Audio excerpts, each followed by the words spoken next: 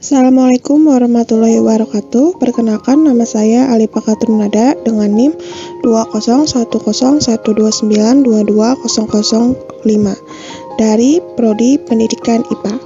Pada mata kuliah kewarganegaraan ini, saya akan menjelaskan materi tentang pengertian, fungsi, tujuan, unsur-unsur, dan bentuk negara. Penjelasan pertama yang akan saya jelaskan adalah tentang pengertian negara.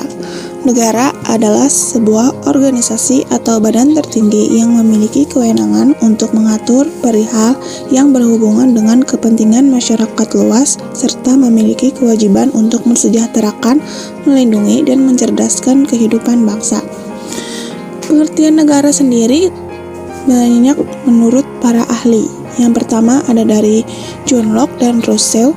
Negara merupakan suatu badan atau organisasi hasil dari perjanjian masyarakat. Yang kedua dari Max Weber. Negara adalah sebuah masyarakat yang memiliki monopoli dalam penggunaan kekerasan fisik secara sah dalam wilayah tertentu. Yang ketiga dari Mark Iver. Sebuah negara harus memiliki 3 unsur pokok, yaitu wilayah, rakyat, dan pemerintahan.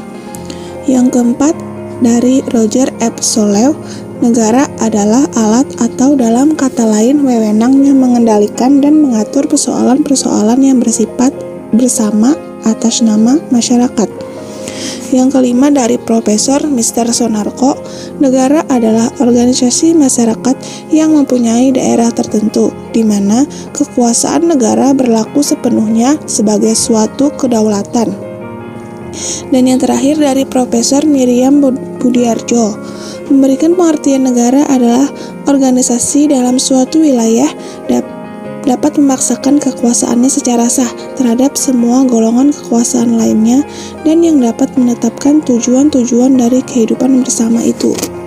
Jadi, negara adalah sekumpulan orang yang menempati wilayah tertentu dan diorganisasi oleh pemerintah negara yang umumnya mempunyai kedaulatan keluar dan ke dalam.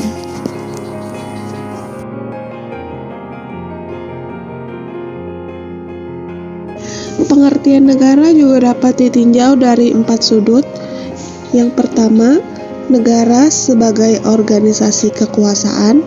Yang kedua, negara sebagai organisasi politik. Yang ketiga, negara sebagai organisasi kesusilaan. Dan yang keempat, negara sebagai integrasi antara pemerintah dan rakyat.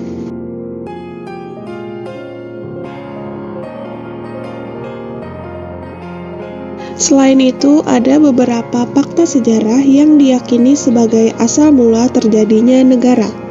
Yang pertama ada pendudukan. Hal ini terjadi ketika suatu wilayah yang tidak bertuan dan belum dikuasai, kemudian diduduki dan dikuasai.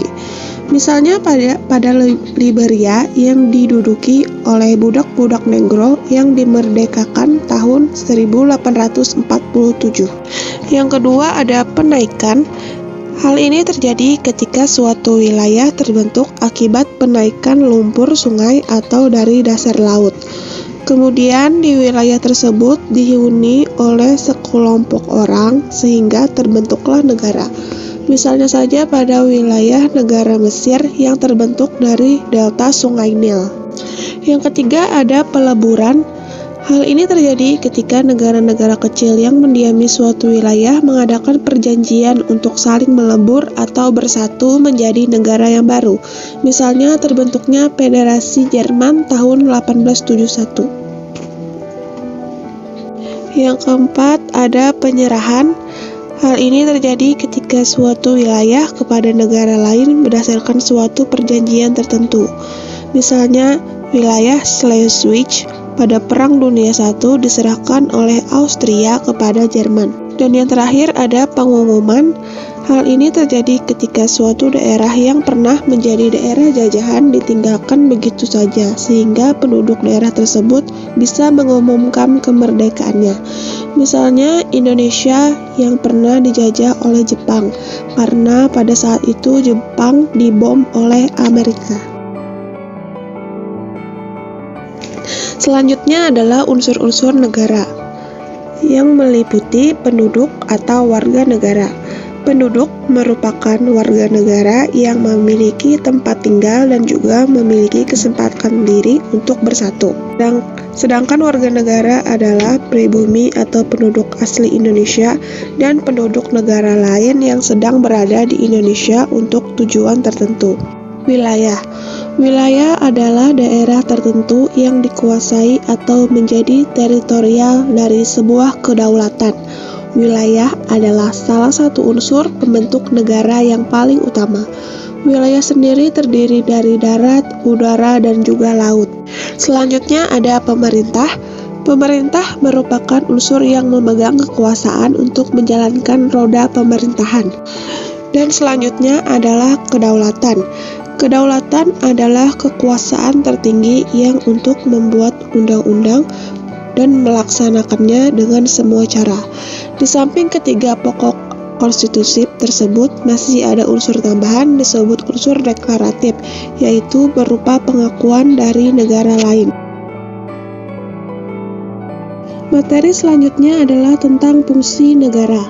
Negara memiliki beberapa fungsi. Yang pertama ada pertahanan dan keamanan, di mana negara wajib melindungi unsur negara, rakyat, wilayah, dan pemerintah dari segala ancaman, hambatan, dan gangguan, serta tantangan lain yang berasal dari internal atau eksternal.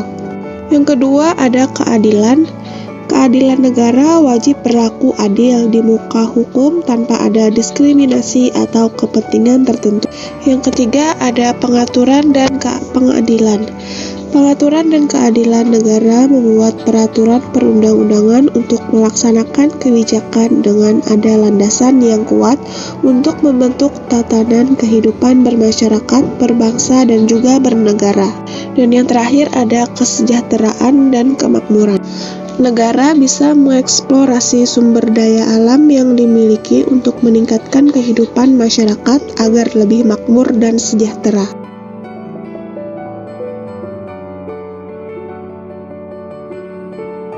Selanjutnya adalah tujuan negara.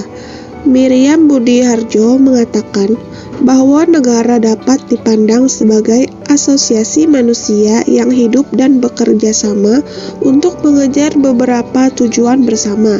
Dapat dikatakan bahwa tujuan akhir setiap negara adalah menciptakan kebahagiaan bagi rakyatnya. Sedangkan tujuan negara dari Indonesia sendiri adalah yang tertulis dalam pembukaan Undang-Undang Dasar 1945 alinea keempat. Yang pertama, melindungi segenap bangsa dan seluruh tumpah darah Indonesia. Yang kedua, memajukan kesejahteraan umum. Yang ketiga, mencerdaskan kehidupan bangsa. Dan yang keempat, ikut melaksanakan ketertiban dunia. Sekian penjelasan materi dari saya tentang pengertian, fungsi, tujuan,